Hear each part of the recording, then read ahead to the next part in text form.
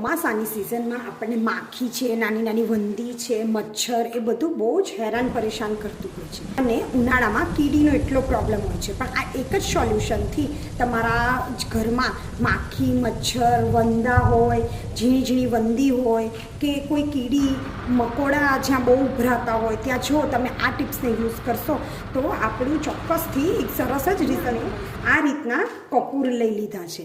કપૂરની સ્મેલ ખૂબ જ સ્ટ્રોંગ હોય છે. અહીં આગળ કપૂર મેં આવી રીતે લીધા છે. આની ગોળી પણ મળે છે. હવે આવી રીતે કપૂરને આપણે એક ડબ્બામાં લઈ લઈશું અને એનો ફાઇન આવી રીતે પાવડર બનાવી દઈશું. ગોળી હાર્ડ હોય કપૂરની તો તમે ખાયણી દસ્તામાં પણ એનો પાવડર રેડી કરી શકો છો. હવે એની અંદર 2 ચમચી આપણે મીઠું ઉમેરી દઈશું, જે નોર્મલ જ મીઠું આપણે ઘરમાં ખાતા હોય છે એ જ મીઠું. અહીંયા આપણે બીજું વિનેગર એડ કરી લઈશું. વિનેગર યુઝ કરતા હોઈએ છીએ ચાઇનીઝ બનાવવામાં, એ વિનેગર અહીંયા આપણે એડ કરવાનું છે. એ આપણે અહીંયા 2 થી 3 ટેબલ સ્પૂન જેટલું વિનેગરને એડ કરી લઈશું. હવે આ બધા સોલ્યુશનને આપણે એકદમ હલાવી લઈએ. જો આની અંદર તમારા પાસે ડેટ્રોલ હોય, લિક્વિડ ડેટ્રોલ કે ડેટ્રોલનો સાબુ હોય તો એ થોડો આપણે છીણી લઈશું તો એની પણ એકદમ સ્ટ્રોંગ સ્મેલ આવશે. આ કપૂરને આપણે પાણીમાં ઓગાળવું ખૂબ જ જરૂરી છે. તો આપણું સોલ્યુશન એકદમ પરફેક્ટ. 5 મિનિટ પછી આ બધું જ એકદમ સરસ મિક્સ થઈ ગયું છે. હવે અત્યારે મારા પાસે આ ટાઈપનો સ્પ્રે પંપ છે અને આને હું બોટલમાં નાખીશ. એ બોટલમાં 300 થી 400 ml જેટલું, એટલે અડધી બોટલ મેં અત્યારે પાણીની ભરી લીધી છે. આ નોર્મલ જ વોટર છે. બસ હવે આ બધું જ જે આપણે મિશ્રણ મિક્સ કર્યું છે એને આપણે આવી રીતે પાણીમાં એડ કરી દઈશું. હવે આ બધાને આપણે ધીરે ધીરે આની અંદર નાખી દઈએ અને આપણા જે કપૂર છે એ પણ અંદર થોડાક વારમાં વધારે ઓગળી જશે. તો આપણું સોલ્યુશન બિલકુલ જ રેડી થઈ ગયું છે. જે મીઠું આપણે અંદર એડ કર્યું છે, મીઠું અને વિનેગરથી જે કીડી છે, મકોડા છે, બિલકુલ જ નહીં આવે. અને કપૂરની સ્મેલથી આપણા ઘરમાં ક્યારે પણ વંદા પણ નહીં દેખાય. અને આપણે જ્યાં ડસ્ટબિન રાખતા હોય કે આપણી સિંક હોય એના નીચેના એરિયામાં અને રાતે પૂરા પ્લેટફોર્મ પર આપણે આવી રીતે આનો છંટકાવ કરી દઈશું તો ચોક્કસથી આપણા ઘરમાં માખી, મચ્છર અને ઓછું આવશે અને આપણે એકદમ જ હેલ્ધી રહી શકીશું. બીજી એક રેમેડી જોઈ લઈએ. આપણે અહીંયા વંદા માટે અને ઉંદર માટે બીજી એક ટ્રીક જોઈ લઈએ. પહેલાં આપણે 4 ચમચી ઘઉંનો લોટ લઈ લઈશું, જે આપણે રૂટીનમાં ઘઉંનો લોટ યુઝ કરતા હોઈએ. પછી એમાં આપણે 2 ચમચી બુરું ખાંડ લઈ લઈશું. અહીં આગળ તમે આખી ખાંડ પણ લઈ શકો છો. હવે અહીંયા મારું ત્રીજું ઇન્ગ્રીડિયન્ટ્સ છે બોરિક પાવડર. અહીંયા આપણે 4 ચમચી એટલે કે જેટલો ઘઉંનો લોટ છે એટલો જ આપણે બોરિક પાવડરને યુઝ કરવાનો છે. આ એકદમ જ પાવડર ફોર્મમાં મળે છે અને બોરિક પાવડરથી તો તમે બધા વાકેફ હશો જ. આપણે ચોખામાં પણ બોરિક પાવડરનો યુઝ કરીએ છીએ.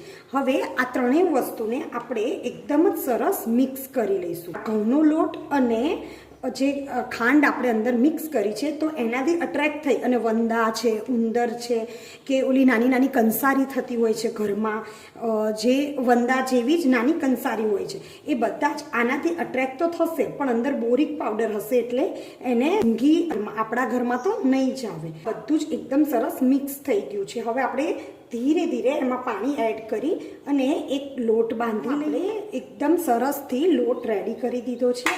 આવી રીતે એનો લોટ રેડી કરી અને એકદમ એમાંથી આપણે નાની નાના બોલ રેડી કરી દઈશું. નાની નાની સાઈઝના બોલ રેડી કરી દેવાના છે. વંદા અને ખાસ ઉંદર માટે પણ આ બહુ જ અસરકારક ઉપાય છે. જો આ એક ગોળી, કારણ કે જે અંદર આપણે ઘઉંનો લોટ એડ કર્યો છે અને ખાંડ, એનાથી અટ્રેક્ટ થઈને ઉંદર આવશે તો ખરી, પણ આ જેવો જ ખાશે ઉંદર એવો તરત જ આપણા ઘરની બહાર ભાગી જશે. ઉંદર માટે તો આ એકદમ જ રામબાણ ઈલાજ છે.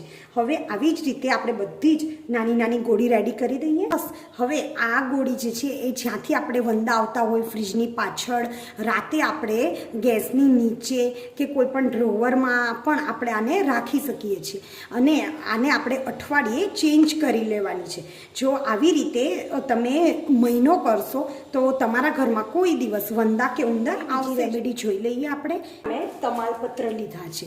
જે તમાલપત્રની સ્મેલ ખૂબ જ સ્ટ્રોંગ આવે છે અને તેના સામે અહીંયા મેં 1 ટેબલસ્પૂન મેથી દાણા લીધા છે.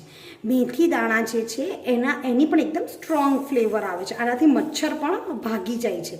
આ મેથીની બદલે તમે જે અથાણામાં એમાં યુઝ કરીએ છીએ એ મેથીના કુરિયા પણ લઈ શકો છો. હવે આમાં આપણે 3 થી 4 નંગ લવિંગ પણ લઈ શકીએ છીએ, પણ અત્યારે આપણે લવિંગની જરૂર નથી, પણ તમે જો એડ કરવા હોય તો ચોક્કસથી એડ કરી શકો છો. પછી કપૂર જે છે એ તો તમે જાણો જ છો કે એની એકદમ સ્ટ્રોંગ સ્મેલથી કોઈ પણ નાની નાની જીવાત પણ આવતી નથી. હવે અહીંયા અત્યારે આપણે એક મિક્સી બાઉલમાં આ જે તમાલપત્રના પાન છે એ અને મેથીના દાણા જે છે એ લઈ લેવાના છે. આને આપણે ક્રશ અત્યારે નથી કરવાનું. હવે આ બંનેને આપણે ક્રશ કરી અને થોડો પાવડર રેડી કરી દઈએ. હવે આપણું એકદમ સરસ મિક્સીમાં કચરો એવો પાવડર રેડી થઈ ગયો છે.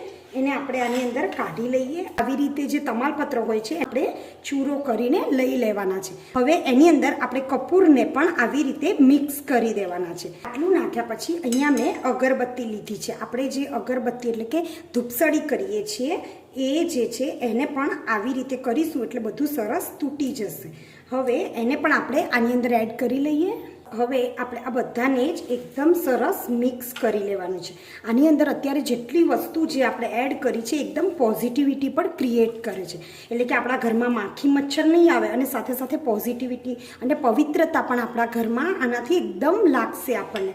હવે અહીંયા જે આપણા પાસે માટીના જે કોળી માટે આપણે સૌથી પહેલાં નીચે થોડા તમાલપત્ર એડ કરી દઈશું અને સહેજ ભૂકો. હવે અત્યારે આપણે એક વારમાં આટલું પૂરતું છે, બાકી તમે આને રાખી શકો છો ડબ્બામાં ભરીથી. 1/2 ટેબલ સ્પૂન જ તેલ, ખાલી સહેજ ઉપર પ્રગટે એટલું જ આપણે અંદર તેલ એડ કરી લઈશું. ગમે તે ઘરમાં તેલ હોય એને આપણે થોડું અંદર એડ કરી દઈએ અને એને આપણે દીવાસળીથી પ્રગટાવી દઈશું. અહીંયા આપણે તેલ પણ એકદમ ઓછું જ એડ કરવાનું છે. હવે આનાથી થોડીક વાર પ્રગટે પછી આપણે એને ઓલવી અને એની ધુમાડી આખા જ ઘરમાં ફેરવી દેવાની છે. આનાથી આપણા ઘરમાં એકદમ પોઝિટિવિટી આવશે, બધી જ નેગેટિવિટી જતી રહેશે અને સાથે સાથે આપણા ઘરમાં જે માખી મચ્છર જે છે એ પણ બિલકુલ જ જતા રહેશે.